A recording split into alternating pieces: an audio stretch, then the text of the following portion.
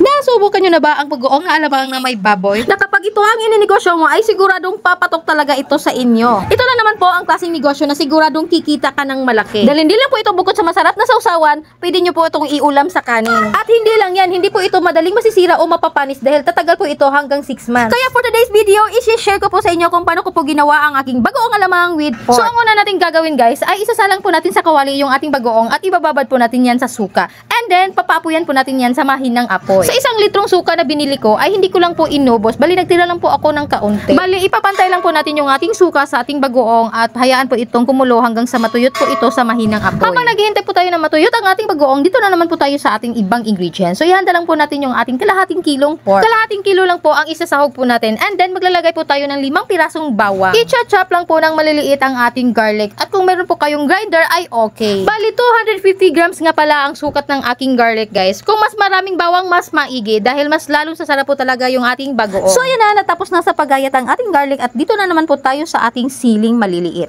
Ang tawag po nito sa Visayas guys ay siling kulikot. Naglagay lang po ako ng ilang pirasong sili guys dahil mas marami po akong suki na hindi po mahilig sa maanghang. Pero kung mahilig po kayo sa maanghang, damihan nyo lang hanggat gusto nyo. Kayo na po bahala kung ilang pirasong sili ang gusto nyong ilagay sa ating bagoong. So ayan na guys, after 48 years sa paghihintay ng ating bagoong na pinapakuluan at pinapatuyo, at ito na po ang nagiging resulta niya guys. Natuyot na talaga ang ating bagoong. Isang kembot na lang po sa paghihintay guys ay matutuyot na po talaga ang ating bagoong at wala na po talaga tayong makakapang suka dito. Kaya hanguin na po natin pag matuyot na po talaga ang ating bagoong.